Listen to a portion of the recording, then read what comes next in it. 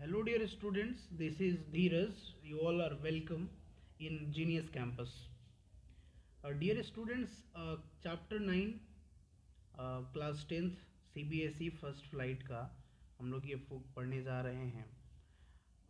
एक बहुत महत्वपूर्ण कहानी है और एक छोटी सी बच्ची की कहानी है। इस कहानी से आइए देखते हैं कि हमें क्या सीखने को मिलता है। मैं स्टार्ट करता हूँ। There was a girl named Valli Ammai who was called Valli for short. एक लड़की है जिसका पूरा नाम वल्ली अमाई है, जिसको कि शॉर्ट फॉर्म में वल्ली बोला जाता है। सी वॉज 8 years ओल्ड। वो 8 साल की है, 8 साल की थी। And very curious about thing, और चीज़ों को लेकर के बहुत ज़्यादा क्यूरियस थी। क्यूरियस मतलब उत्सुक होना होता है।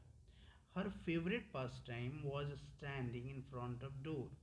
और उसका जो सबसे अच्छा पास टाइम था, यानी कि बिताने वाला समय, जैसे हम लोग फेवरेट पास टाइम में कोई मूवी देखता है, कोई खेलता है, कोई इंडोर गेम खेलता है, कोई आउटडोर गेम खेलता है, तो उसका जो फेवरेट पास टाइम था उसका था कि वो अपने घर के सामने बैठा करती थी डोरवे के पास, watching what was happening in the street outside. और गली के बाहर क्या हो रहा है उन चीज़ों को वॉच करती थी।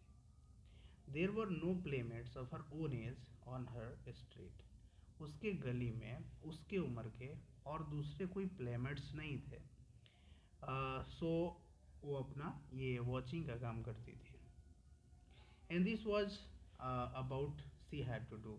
तो उसके पास बस यही काम रह गया था करने को। But for Valli standing and in front of the door was every bit as enjoyable. लेकिन वल्ली के लिए अपने दरवाजे पर खड़ा होना और उसको बहुत अच्छा लगता था। कहने का मतलब है कि उसको बहुत इंजॉयबल लगता था, as any of the elaborate games. और जो दूसरे गेम की जब आप तुलना करते हैं तो उससे कहीं ज़्यादा इसको इंजॉय उस चीज़ों को करने में लगता था जो बाहर की चीज़ों को वो देखा करती थी। Watching the street gave her many new unusual experience. जब वो घर से बाहर चीज़ों को देखती थी तो उसे बहुत सारा अनयूजुअल एक्सपीरियंस मिलता था, उसे बहुत कुछ नया सीखने को मिलता था। उसके बाद आइए आगे बढ़ते हैं कहानी को लेकर के।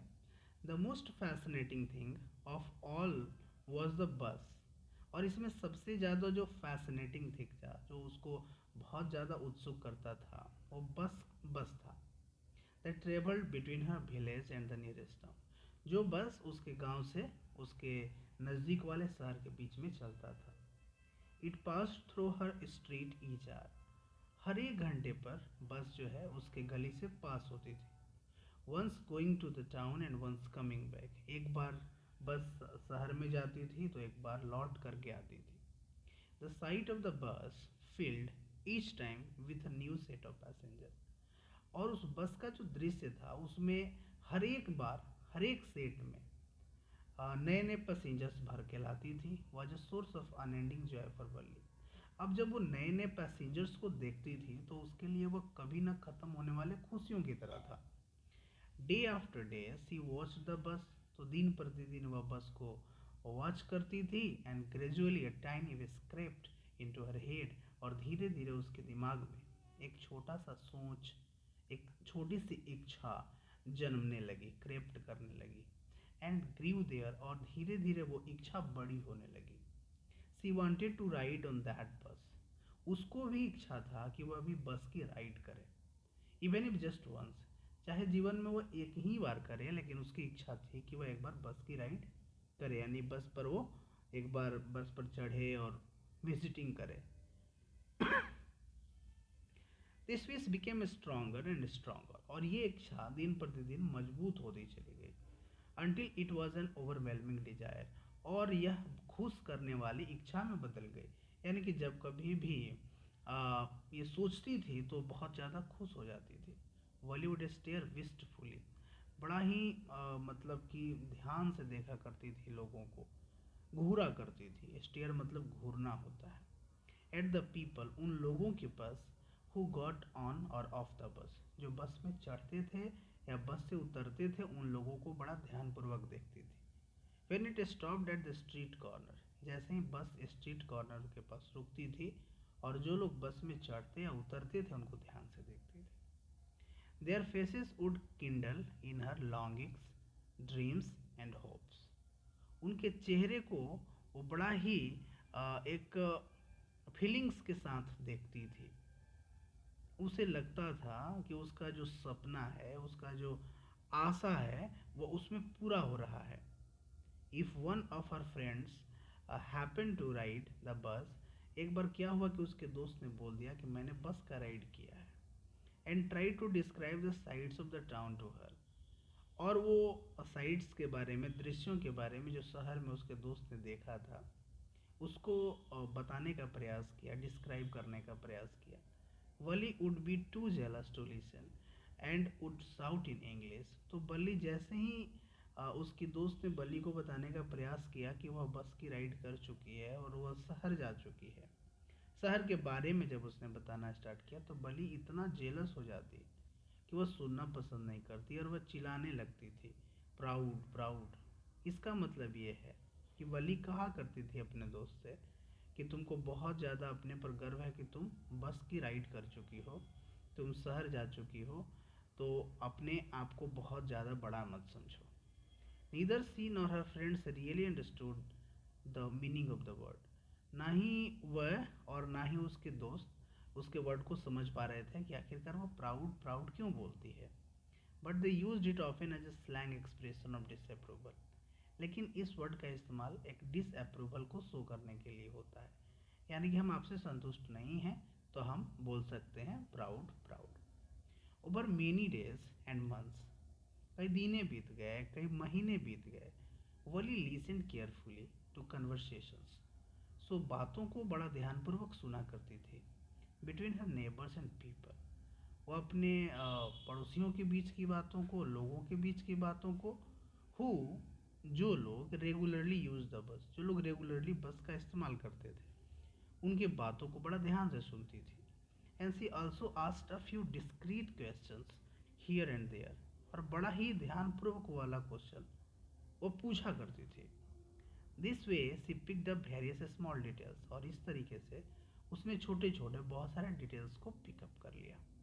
अबाउट द बस जर्नी के बारे में। The town was 6 miles from our village, जो शहर था उसके गांव से 6 माइल की दूरी पर था। द फेयर वॉज 30 पैसे वन वे, और जो भाड़ा था, रेंट था, वह एक तरफ से 30 पैसे लगता था। Which is almost nothing at all, वैसे तो सामान्य लोगों के लिए वह ना के बराबर पैसा था। She heard one well dressed man say, but to Valli way scarcely saw that much money from one two. लेकिन एक व्यक्ति के मुंह से वली ने सुना कि ये तो ना के बराबर पैसा है, 30 पैसे लगते हैं। उसने देखा कि एक बढ़िया वेल ड्रेस्ड आदमी पहना हुआ है और उसने ये बात कहा, लेकिन वली के लिए तो ये बहुत बड़ा बात था। वली स्कार्सली सॉ, मुश्किल से वली देख पाती थी, दैट मच मनी, उतना पैसा। From one month to next it seemed a fortune, एक महीना के बाद, उसके बाद, ये एक सपने की तरह था, एक फॉर्च्यून की तरह था उसके लिए। इतना सारा पैसा देखना, इतने पैसे का इस्तेमाल करके शहर जाना। The trip to the town took 45 minutes, और जो ट्रिप में समय लगता था शहर जाने के लिए वो 45 मिनट का समय लगता था।